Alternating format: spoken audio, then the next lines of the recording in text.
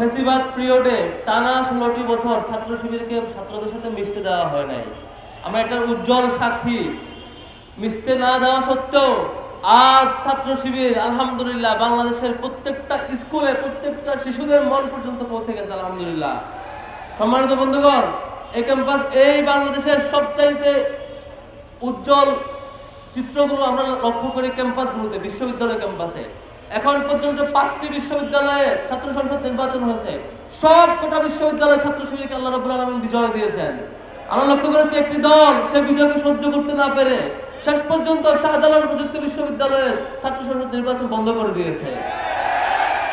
শুনে রাখো ভাইয়েরা, তোমরা হয়তো সাময়িক বন্ধ করেছো, কিন্তু ছাত্র শিবির শুধু শাহজালাল বিশ্ববিদ্যালয় নয়, প্রত্যেকটা স্কুল পর্যন্ত ছাত্র শিবির চূড়ান্ত বিজয়ের দিকে চলে গেছে আলহামদুলিল্লাহ।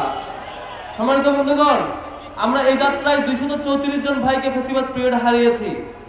ফেসিবাদ পিরিয়ড পর্যন্ত আমাদের কেন্দ্রীয় সভাপতি থেকে শুরু করে একেবারে কর্মী পর্যায় পর্যন্ত প্রত্যেক পর্যায়ের নেতা কর্মীকে আমরা হারিয়েছি। আমরা দেখেছিলাম আমাদের কেন্দ্রীয় সভাপতিকে টানা 50 দিনেরও বেশি রিমান্ডে রেখে নির্যাতন করা হয়েছিল। আমরা কিন্তু দমে যাই নাই। আমরা এই বার্তা দিতে চাই, আমাদের সাথে যারা কম্পিটিশন করতে চান তারা আমাদের পথে আসুন, সঠিক পথে আসুন, শিক্ষার্থীদের জন্য কাজ করতে আসুন। নানা ট্যাগিং ফ্রেমিং আর হুমকি দামকি দিয়ে ছাত্র শিবিরকে আওয়ামী লীগ কন্ট্রোল করতে পারে নাই, আর কোনো দলও পারবে না ইনশাআল্লাহ।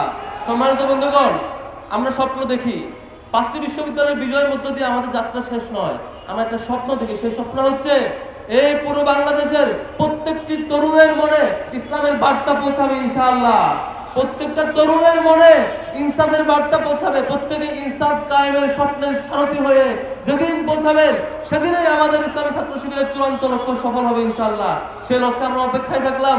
এই ছাত্র শিবিরের আজকের 49টি বছর যে পার হলো, 49 বছর প্রতিষ্ঠা বার্ষিকীর উপলক্ষে এই বাংলাদেশের প্রত্যেকটি তরুণের মনে আবারও সে দাওয়াত পৌঁছতে চায়। ছাত্র শিবিরের কোনো কর্মী গত 49 বছর ধরে কোনো ধর্ষণের সাথে জড়িত ছিল না। আবারও সে বার্তা পৌঁছতে চায়, অন্য দল চাঁদাবাজ আর লুণ্ঠনে জড়িত থাকলেও আমাদের কোনো কর্মী সে অপরাধে জড়ায় নাই, বরং বাংলাদেশকে বিনির্মাণ করার জন্য কোটি কোটি জনশক্তি উপহার দিয়েছে। আমরা সেই জনশক্তি উপহার দেওয়ার যাত্রা অব্যাহত রাখবো ইনশাআল্লাহ। এই ছাত্র শিবির সেই তিতুমির হয়ে প্রতিটি সংকটে বাংলাদেশের জন্য ফিরে আসবে ইনশাআল্লাহ। এই ছাত্র শিবির প্রত্যেকটি সংকটে বাংলাদেশকে সংকট থেকে উত্তোলন করার জন্য জীবন দিয়ে হলেও তার লড়াই চালিয়ে যাবে ইনশাআল্লাহ। ওয়া মা তাওফীক ইল্লা বিল্লাহ। আসসালামু আলাইকুম ওয়া রাহমাতুল্লাহ।